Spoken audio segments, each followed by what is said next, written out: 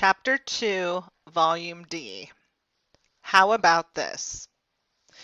How would you like this? A house in New York City, a country house overlooking the Hudson River at Hyde Park, New York, and a summer house in Campobello, New Brunswick by the sea. Now, just for variety, you'll take plenty of trips. Paris this year, England the next. You'll be surrounded by servants, cooks, drivers, gardeners, a laundress, and your own private teachers. You'll have a pony and dogs and just about everything you want. In addition, you'll have loving parents who adore you and see that children come to play with you. When you finally go off to school at age 14, your parents will take you in their own railroad car. It has a bedroom and a living room. Sounds pretty terrific? Well, it wasn't bad, and that was what Franklin Delano Roosevelt's childhood was like. No, he wasn't a prince, he just lived like one. So did other children of the wealthy American upper class in the 19th century. That was a time when 11 million of the 12 million families in America had an average income of $380 a year. Only a few thousand families could be called rich. And compared with the really wealthy Vanderbilts or Astors, the Roosevelts were no big deal. How do you think you would turn out if you had everything you wanted? Do you think you might be vain, arrogant, spoiled, and worthless? Well, that is just how some of those rich kids turned out. Some poor kids probably turned out that way too, but not Franklin Roosevelt. His parents gave him good values. They expected him to behave like a gentleman, to be kind, considerate, and honest. They gave him strong religious faith. He was an Episcopalian. That faith gave him courage when he needed it. He needed courage many times in his life. First, when he went away to Groton. Groton was a rich boys' school. Now there are girls too.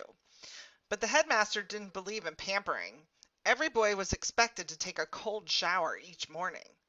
That wasn't really hard if you gritted your teeth and showered fast. It was much harder trying to be just one of the group when you have always been the center of attention. Franklin was handsome, charming, and friendly, but he never got along with people his age as well as he did with those older and younger. At Groton, he didn't get picked for awards and teams he really wanted, and that hurt, but he had been taught not to complain. It became part of his character not complaining. He would be enthusiastic and act as if everything was fine, even if it wasn't. It made him pleasant to be around, but it also made some of his friends uneasy. They never knew how he really felt. Franklin went to Harvard, as his parents expected him to do, and to Columbia Law School. His mother intended him to live a comfortable life of a country squire, and his father had before him. After all, with the family money, he had no need to work hard. He didn't have to concern himself with others, but he did. When he was a student himself, he wrote to segregated Southern colleges appealing to them to do as Harvard did and accept black students. He may have been concerned with those who were less fortunate than himself because of an important influence in his life, a man he admired more than anyone else, a man who cared about people and wanted to make the world better than he had found it. It was the President of the United States, his cousin Theodore.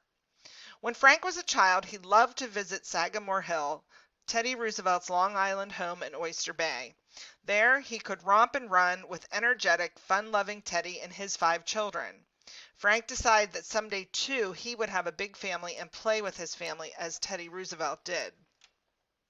He also decided that he would serve his country, and he set out to do it. First, he became a New York senator. Then Woodrow Wilson made him assistant secretary to the Navy. Teddy Roosevelt had held that job. In 1920, he ran for vice president with James Cox against Warren Harding and Calvin Coolidge.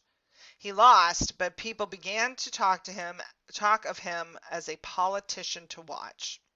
He soon had a fine family, a busy wife, a daughter, and 4 sons. He was an energetic father, full of good spirits, who loved to sail and hike. Yale's football coach watched him exercise and said, Mr. Roosevelt is a beautifully built man with the long muscles of an athlete. But what he wanted most of all was to be president. He told that to a classmate while he was still in college, and it looked as if he had a good chance to fulfill his ambition. Then tragedy struck. He went to bed one night not feeling well. The next morning he couldn't move. He was 39 and he had a dreaded disease, poliomyelitis. It struck children. Its common name was infantile paralysis. It was especially hard on adult victims. Later, Jonas Salk and Albert Sabin developed vaccines to prevent polio, but that was still 20 years in the future. Imagine you're an active man, father of 5, with big ideas. Then, overnight, you're crippled. At first, Roosevelt couldn't move at all. Slowly, with painful therapy and concentration, he regained the use of his upper body. He would never run again. When he walked, it was in heavy braces with agonizing steps. Would you have the courage to go on with your plans? Would you feel sorry for yourself? Would you take it easy and let people wait on you? At first, everyone was sure his career was finished. Franklin's mother expected him to live the life of a wealthy invalid.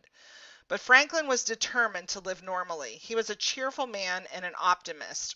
Where others saw problems, he saw challenges. His parents had trained him not to complain, and even when he was in great pain, he didn't. As it turned out, he gained something from his terrible illness. It taught him patience and made him more determined.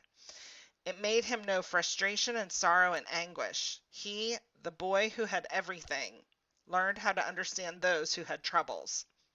On top of it all, he was married to a very unusual woman. She, too, was determined that he should not change his goals. Her name was Eleanor.